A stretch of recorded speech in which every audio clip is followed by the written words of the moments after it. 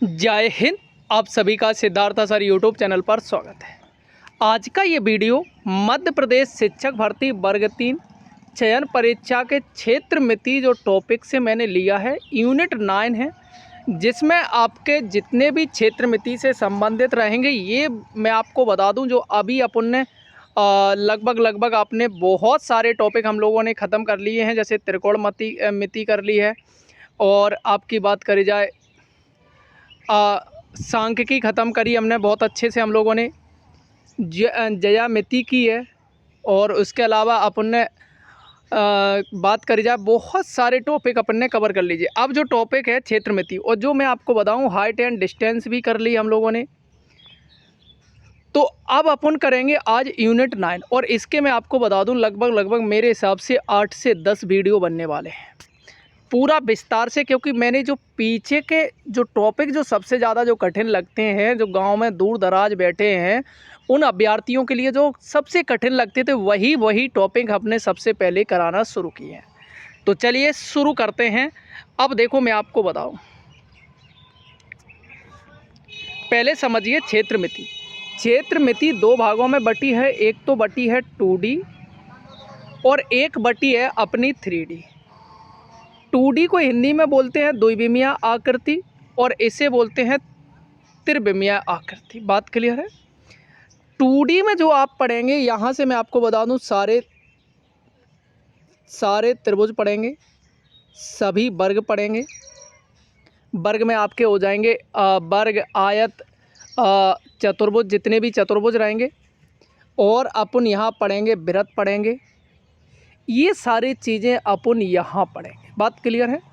अब बात करते हैं यहाँ 3D में अपन पढ़ेंगे। देखो मैं आपको बता दूं, यहाँ से बेलन पढ़ेंगे,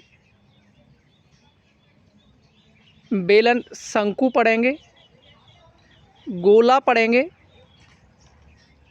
अर्धगोला पढ़ेंगे, छिन्नक पढ़ेंगे और प्रिज्म पढ़ेंगे। ठीक है, ये सारी चीज़ें अपन 3D में पढ़ेंगे। बात क्लियर है।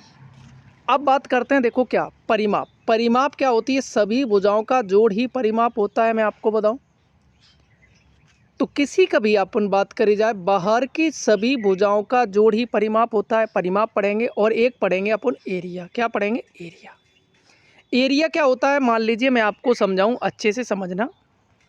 मैंने ये अंदर जो नीला नीला भर दिया, जो अंदर भरा रहता है उसे बोलते हैं एरिया, मतलब कि क्षेत्रफल।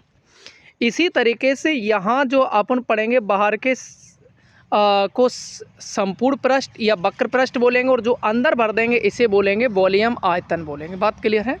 ये सारी चीज़ें अपन पढ़ेंगे, तो ये वीडियो बहुत अच्छी आपके बेसिक एक एक कॉन्सेप्ट में क्लियर करवाऊंगा, इतनी मेरी गारंटी है। तो चलिए अब मैं शुरू करता हूँ आज के वीडियो के साथ। तो देखिए,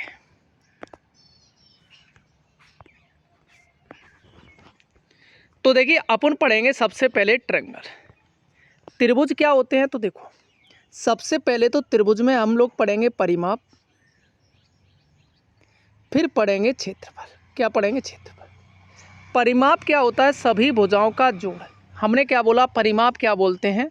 सभी भुजाओं का जोड़ ही परिमाप होता है। क्षेत्रफल क्या होता है? 1/2 आधार गुणा ऊंचाई को बोलते हैं क्षेत्रफल। और परिमाप मैंने कहा क्या है? सभी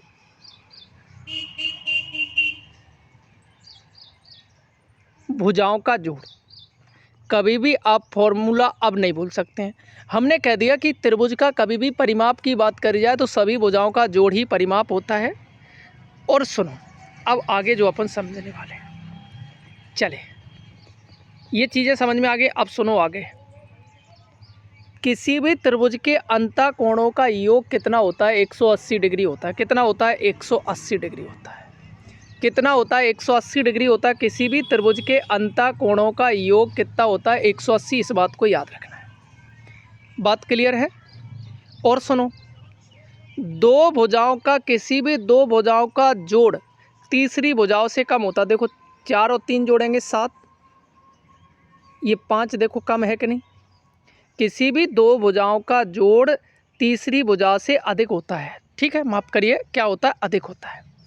और सुनो, किसी भी दो भुजाओं का अंतर तीसरी भुजा से कम होता है। तो देखो 4 में से 3 गए, 1 से अधिक कितना है 5 है। ठीक है, ये छोटी छोटी चीज़ें अपन को ज़रूरत है। अब समझो, कुछ चीज़ें मैंने आपको लिखी हैं। त्रिभुज भुजाओं से घिरी हुई बंद आकृति को त्रिभुज कहते हैं। तीनों कोणों का योग 180 होता है। त्रिभुज में अधिकतम एक समकोण और न्यून कोण 90 से कम हो सकते हैं। अधिकतम कितना होगा त्रिभुज का, ये वाला कोण ये 90 होगा, और न्यून कोण मतलब कम क्या होंगे, जो 90 से कम हो, उन्हें न्यून कोण बोलते हैं। किसी त्रिभुज की दो भुजाओं का योग तीसरी भुजाओं से बड़ा होता है, ये बात समझा चुके, और अंतर छोटा होता है, ये बात मैंने आपको समझा दी। अब देखो त्रिभुज आ गए। त्रिभुज के नाम अपन जो आज समझने वाले हैं, समबाहु त्रिभुज है, समद्विबाहु त्रिभुज है, विषमबाहु त्रिभुज है और समकोण त्रिभुज। इन सभी को आज अपन समझेंगे, बाकायदा फॉर्मूले के साथ पूरा विस्तार से समझेंगे। तो सुनो, आज हमने त्रिभुज के सारे फॉर्मूले, देखो ये मैंने ले लिया यहाँ से आपका एक त्रिभुज, कौन सा ले लिया, समबाहु त्रिभुज। समबाहु की देखो डेफिनेशन क्या होती है, मैं आपको बता दूँ।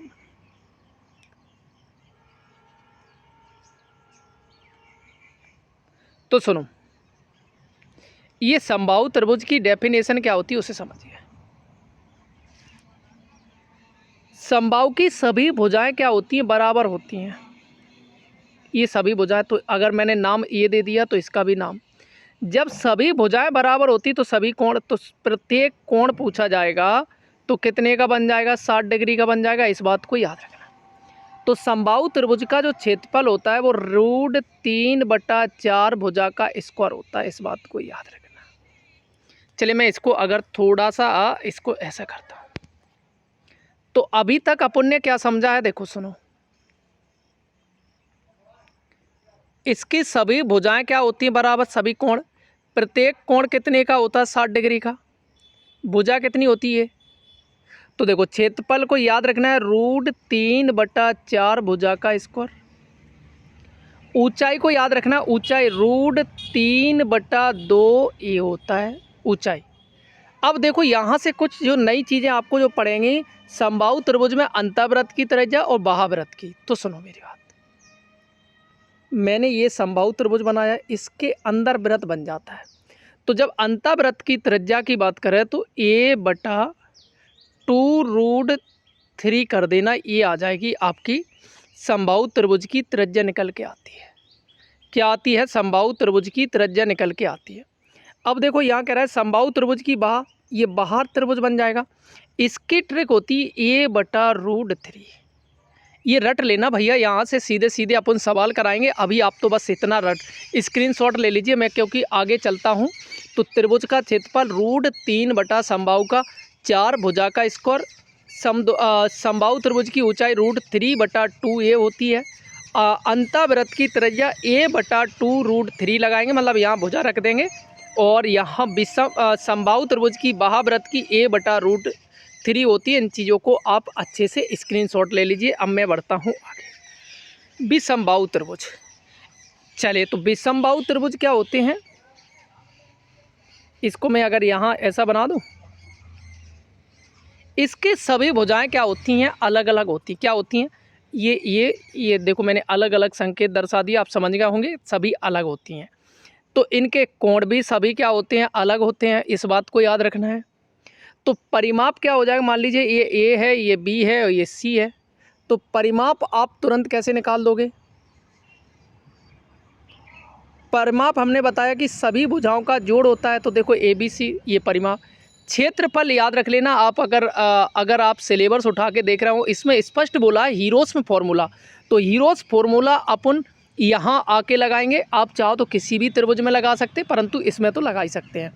तो देखो परिमाप क्या होता है, तो देखो आपने ये परिमाप निकाल लिया, यहीं से एक और निकलता है S, अर्ध परिमाप। तो सभी भुजा A + B + C/2 कर देते हैं, तो ये S निकल के आता है। तो क्षेत्रफल क्या हो जाएगा, रूट लगाना है आपको, सबके अंदर S करना है, S माइनस पहली वाली साइड लगा देना है, फिर दूसरी साइड को माइनस कर देना है, फिर तीसरी साइड आप माइनस कर देंगे। तो ये यहाँ से आपका फॉर्मूला हीरोस में फॉर्मूला निकल के आ गया रूट एस एस माइनस मतलब अर्ध परिमाप s s minus a s minus b s minus c. तो ये यहाँ से आपका, और मैं आपको बता दूँ ये किसी भी त्रिभुज में लगा सकते हैं ये वाला फॉर्मूला। अब इसको मैं आपको बताऊँ ये फॉर्मूला आप अच्छे से रट लीजिए क्योंकि समद्विबाहु त्रिभुज में भी यही लगाएंगे अपन, ठीक है। चले, ये समद्विबाहु त्रिभुज, समद्विबाहु त्रिभुज की पहचान क्या होती है उसे समझो। इसके क्या होते हैं, दो कोण बराबर होते हैं, तो सीधी सी बात है दो भुजाएं भी बराबर होंगी, कोण भी बराबर होते हैं। सुनो, तो इसका परिमाप मान लीजिए ये ए है, ये ए है, ये वाली बी है। तो पहले तो परिमाप निकालेंगे, परिमाप क्या हो जाएगा, ए प्लस बी लगा दो, ठीक है। आगे देखो एस कैसे निकालेंगे, ए प्लस ए, या आप ऐसे भी लिख सकते हैं 2a लिख दो, कोई दिक्कत नहीं है, सबको जोड़ के 2 का भाग दे देंगे एस। तो इसका भी आप कैसे निकालोगे, एरिया मतलब क्षेत्रफल। तो सुनो एस माइनस ए और एस माइनस बी लगा दोगे आपका। चलिए, तो यहाँ से ये कंप्लीट हो गया, आपके 3 हो गए। एक हमने सबसे पहले समबाहु त्रिभुज, फिर विसमबाहु त्रिभुज, समद्विबाहु त्रिभुज, अब चलते हैं समकोण त्रिभुज की ओर। ये सबसे सरल लगता है सभी अभ्यर्थियों को। तो देखिए इसके भी आज अपन जितने फैक्ट बन सकते हैं सारे फैक्ट समझेंगे। इसको मैं बनाना शुरू करूं तो देखो ये वाला कोण होता है 90 डिग्री, इस वाली को बोलते हैं ऊंचाई, इस वाली को बोलते हैं हाइट, बेस, और इस वाली को बोल देते हैं कर्ण। क्या बोल देते हैं, कर्ण बोल देते हैं। बात क्लियर है। तो सुनो, इसका परिमाप निकालेंगे अपन। परिमाप में मुझे नहीं लग रहा किसी को समस्या, तो आप कैसे भी लग सकते हैं। तो देखो इसको आधार हिंदी में लिखना है आधार, और इसको ऊंचाई लिख देते हैं। चलिए, तो देखो, या इसको लंब भी कह देते हैं, जो मिल जाए आपको कोई दिक्कत नहीं है, लंब को ही ऊंचाई बोलते हैं इस बात को। तो देखो परिमाप क्या हो जाएगा, लंब प्लस आधार प्लस कर्ण, ये तुम्हारा क्या हो गया, परिमाप हो गया। अब सुनो इसका क्षेत्रफल कैसे निकालेंगे, तो सुनो मेरी बात। क्षेत्रफल 1/2 आधार गुणा ऊंचाई होता है, या लंब कह देंगे। तो जब सवाल करते हैं तो ऊंचाई हो जाता है। तो ये फॉर्मूला आपको याद रखना है। अब सुनो, जो इसमें कुछ चीज़ें जो अलग से आपको सीखना है। अंतःवृत्त की त्रिज्या, क्या जो अपन ने समबाहु त्रिभुज की निकाली थी, तो यहाँ भी है। तो सुनो, आपको क्या करना है, अंतःवृत्त की त्रिज्या आप कैसे निकालेंगे, सुनो।